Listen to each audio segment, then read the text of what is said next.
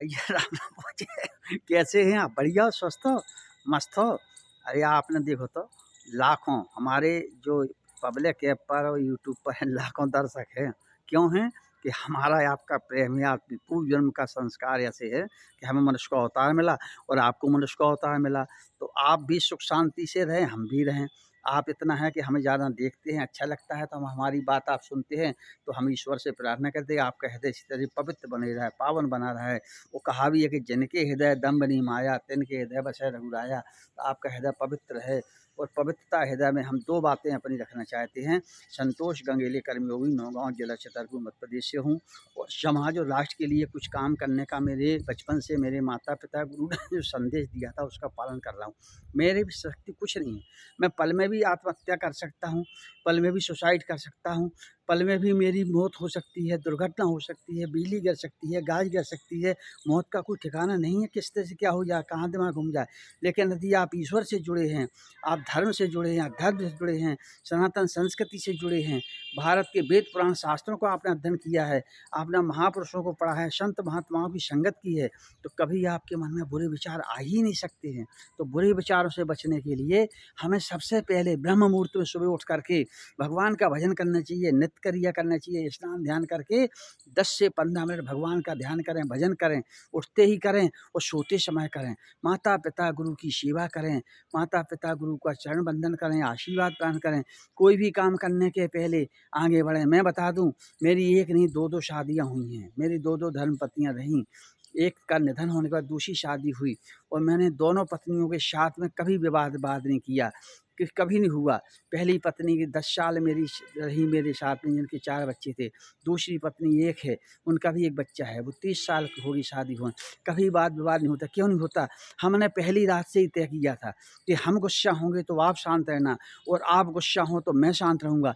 इस प्रकार जीवन जीने के लिए, जीवन चलाने के लिए सहनशीलता चाहिए। कहा भी है कि खल के वचन संत सह जैसे और बूँद अगाह सहें गिर कैसे। यदि पहाड़ों पर, पेड़ों पर पत्थर फेंकते हैं तो हमको फल ही देते हैं, फूल ही देते हैं। तो यदि जीवन चलाना है, जीवन को आगे बढ़ाना है तो सहनशीलता रखिए। परिवार में कहा है कि जीवन में सहनशीलता और सावधानी, सतर्कता रखनी चाहिए। परिवार चलाने में बहुत बड़ी ज़िम्मेदारियाँ होती हैं, रिश्ते निभाने में बहुत बड़ी ज़िम्मेदारी होती हैं। मैं 68 साल की उम्र पार कर चुका हूँ।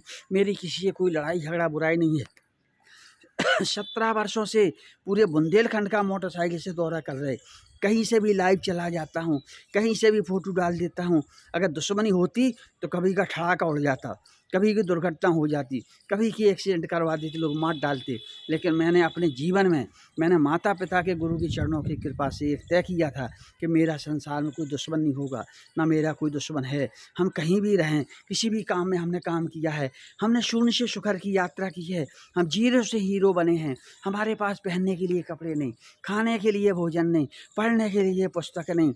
एक छोटे से गाँव वीरपुरा में हमारा जन्म 11 दिसंबर 1956 को हुआ, लेकिन धन्य है माता-पिता गुरु, हमारे दोस्त धन्य हैं कि जिन्होंने हमें कभी विसंगति की ओर ले जाने का प्रयास नहीं किया। मित्र वही होता है, माता-पिता वही होते हैं, गुरु वही होता है जो हमारी बुराइयों को रास्ते से हटा करके अच्छे मार्ग पर ले जाए। इसी प्रकार से मित्रता करना चाहिए, दोस्त अच्छे रखने चाहिए, संकट में साथ दीजिए, स्वार्थ की दोस्ती नहीं करना चाहिए, परमार्थ के काम में लगे रहिए।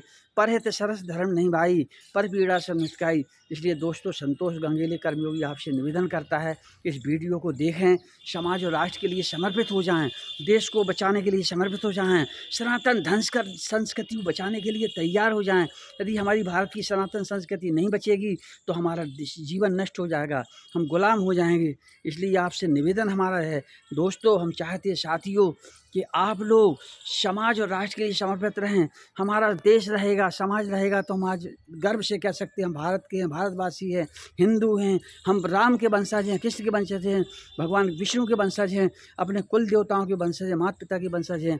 यदि आप नहीं रहेंगे तो ये आने वाला जो शासन है, फिर से एक बार मुझे लगता है कि भारत में मुग़ल शासन आएगा। अब वो मुग़ल शासन जो हुमायूं अकबर का रहा वो नहीं आने वाला है। अब आएगा तो कत्लेआम होगा, गर्दन काटी जाएंगी, सिर काटे जाएंगे और धर्म परिवर्तन कराए जाएंगे। और धर्म परिवर्तन हमारी बहू बेटियों की बेइज्जती अभी हो रही है और इससे ज़्यादा होगी। इसलिए सभी हिंदू सनातन धर्म के लोग मिल कर के राष्ट्र के लिए, धर्म के लिए काम करें। और मैं तो कहता हूँ भारत माता के जितने भी संतान भारत में रहते हैं सब भारत माँ की संतान हैं। ना कोई हिंदू है, ना कोई मुसलमान है, ना कोई सिख है, ना ईसाई है, सब भारत माता की है। परवतगार पिता ईश्वर की संतान है, परमेश्वर की संतान है। जो परमेश्वर है वो ईश्वर है, वो अदृश्य, बिन पद चले सुने बिन कहना, कर बिन कर्म करे बिन नाना। जो ना दिखाई देता है, ना सुनाई देता है, ना करता हो, सारे काम हो रहे हैं। यह रहस्य रघुनाथ कर वेग न जाने कोई, जो जाने रघुपति कृपा सपने मोह न होए। ईश्वर का ध्यान करिए, काम करते रहिए। मैं 17 वर्षों से बुंदेलखंड की यात्रा कर रहा हूँ।